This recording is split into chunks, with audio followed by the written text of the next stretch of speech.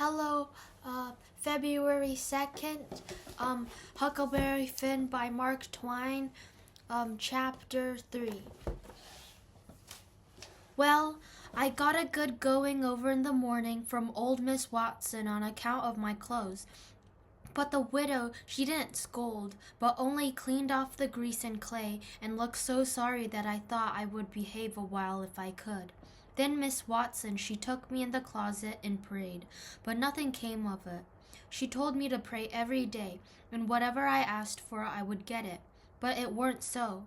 I tried. Once I got a fish line, but no hooks. It weren't any good to me without hooks. I tried for hooks 3 or 4 times, but somehow I couldn't make it work. By and by, one day I asked Miss Watson to try for me, but she said I was a fool. She never told me why, and I couldn't make it out no way. I sit down one time back in the woods and had a long think about it. It says to myself, if a body can get anything they pray for, why don't CAn-和-鹊get back the money he lost on pork? Why can't the widow get back her silver snuff box that was stole?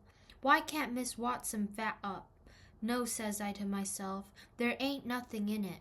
I went and told the widow about it, and she said that the thing a body could get by praying for it was spiritual gifts. This was too many for me, but she told me what she meant.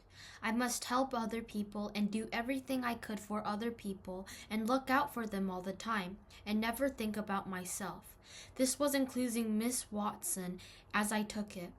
I went out in the woods and turned it over in my mind a long time, but I couldn't see no advantage about it, except for the other people. So at last I reckoned I wouldn't worry about it any more, but just let it go. Sometimes the widow would take me one side and talk about providence in a way to make a body's mouth water. But maybe next day Miss Watson would take hold and knock it all down again. I judged I could see that there was no 2 providences, and a poor chap would stand considerably show with the widow's providence. But if Miss Watson got him, there weren't no help for him any more. I thought it all out, and reckoned I would belong to the widows if he wanted me, though I couldn't make out how he was going to be any better off than what he was before, seeing I was so arrogant and so kind of low down and orny. Pop, he hadn't been seen for more than a year, and that was comfortable for me. I didn't want to see him no more. He used to always whale me when he was sober and could get his hands on me, though I used to take it to the woods most of the time when he was around. Well, about this time he was found in the river drowned, about 12 mile above town, so people said. They judged it was him anyway, said that this drowned man was just his size and was ragged, and had uncommon long hair, which was all like Pop. But they couldn't make nothing out of the face, because it had been in the water so long it weren't much like a face at all. They said he was floating on his back in the water. They took him and buried him on the bank. But I weren't comfortable long, because I happened to think of something. I knowed mighty well that a drowned man don't float on his back, but on his face. So I knowed then that weren't Pop, but a woman dressed up in a man's clothes. So I was uncomfortable again. I judged the old man would turn up again by and by, though I wished he wouldn't. We played robber now and then about a month, and then I resigned. All the boys did. We hadn't robbed anybody, hadn't killed anybody, but only just pretended. We used to hop out of the woods and go charging down on hog drivers and women in carts, taking garden stuff to market, but we never hived any of them. Tom Sawyer called the hogs ingots, and he called the turnips and stuff jewelry, and we would go to the cave and powwow over what we had done and how many people we had killed and marketed, but I couldn't see no profit in it. One time, Tom sent a boy to run about town with a blazing stick, which he called a slogan, which was the sign for the gang to get together. And then he said he had got secret news by his spies the next day. A whole parcel of Spanish merchants and a rich Arabs was going to camp in Cave Hollow with 200 elephants and 600 camels and over 1,000 of smarter mules, all loaded down with diamonds. And they didn't have only a guard of 400 soldiers, and so we would lay in the ambuscade, and as he called it, and kill the lot and scoop the things. He said we must slick up our swords and guns and get ready. He never could go after even a turnip cart, but he must have the swords and guns all scored up for it. Though they was only lath and broomsticks, you might score at them till you rotted, and then they weren't worth a mouthful of ashes more than what they was before. I didn't believe we could lick such a crowd of Spaniards and Arabs, but I wanted to see the camels and elephants, so I was on hand next day, Saturday, in the ambuscade, and when we got the word we rushed out of the woods and down the hill. But there weren't no Spaniards and Arabs, and there weren't no camels nor no elephants. It weren't anything but a Sunday school picnic, and only a primary class at it. We busted it up and chased the children up the hollow, but we never got anything but some donuts and jam, though Ben Rogers got a rag doll and Joe Harper got a hymn book and a tract. And then the teachers charged in and made us drop everything and cut. I didn't see no diamonds, and I told Tom Sawyer so. He said there was loads of them there, anyway, and he said there was Arabs there too, and elephants and things.